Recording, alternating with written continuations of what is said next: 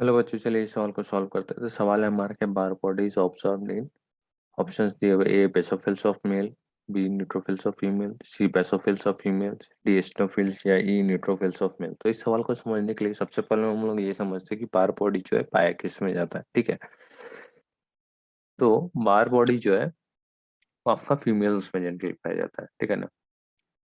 तो Barr body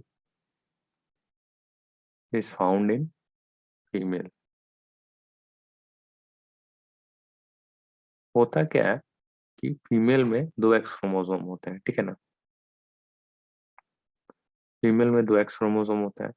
उसमें से होता क्या है कि एक जो एक्स क्रोमोसोम होता है ना, रैंडमली कोई भी एक्स क्रोमोसोम जो होता है उसका इनएक्टिवेशन हो जाता है।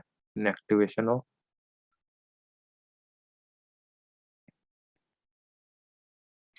Inactivation of one x chromosome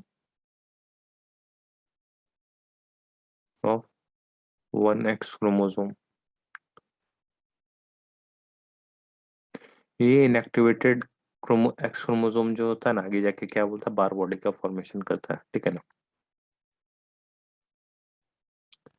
ऐसा हो इसलिए रहा है कि फीमेल के पास जो है दो एक्स क्रोमोसोम है। ठीक है ना। और जो मेल है उसके पास एक ही एक्स क्रोमोसोम है।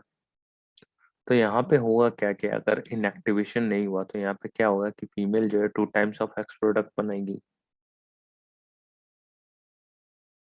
और जो मेल जो है उसके पास तो one times of he x का प्रोडक्ट रहेगा।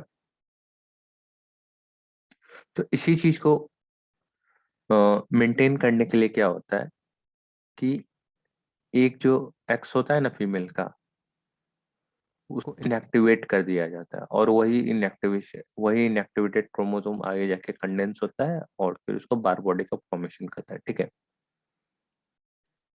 तो यहाँ पे क्या हो रहा है कि inactivation of one chromosome, inactivation of one x chromosome, जिसके कारण से अब क्या हो रहा है कि ये भी जो है फीमेल भी जो है वन टाइम्स ऑफ एक्स का प्रोडक्ट बना रही है, और मेल भी जो है वन टाइम्स ऑफ एक्स। तो यहाँ पे कॉम्पनसेट हो गया दोनों मेल और फीमेल में जीन का एक्सप्रेशन। ठीक है ना। तो होता क्या है कि सवाल में हमें पूछा गया है कि बार बॉडी ऑब्जर्व किस में होता है। एक तो हमें पता चल गया कि फीमेल में ही देखा जाता है। दूसरा पूछा जा रहा है कि ऑप्शंस में जो है कि कौन से सेल्स हैं, बेसोफिल्स, न्यूट्रोफिल्स, एसिनोफिल्स, इस तरीके से। तो जो बार बॉडी जो होता है वो हमें क्लियरली सीन होता है हमें न्यूट्रोफिल सेल्स में। ठीक है ना। Barr body is clearly seen in the nucleus of nucleus of neutrophil sales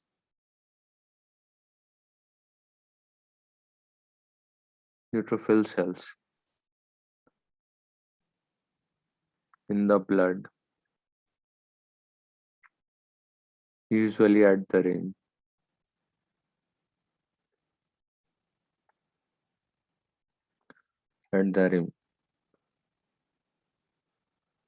ठीक है ना।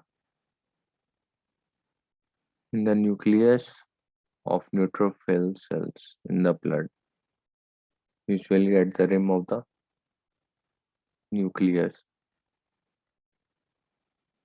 in autosomal cells।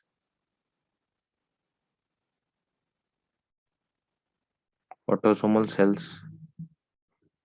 ठीक है। तो अभी तक जो भी इंफॉर्मेशन हमें मिला है उससे हमें ये पता चलता है कि option B is the correct option of the question. तो जो हमारा जो सवाल था कि Barr body is observed in B neutrophils of female. I hope ये सवाल और उसका जो एक्सप्लेनेशन आपको काफी अच्छे से समझ में आया होगा। Thank you.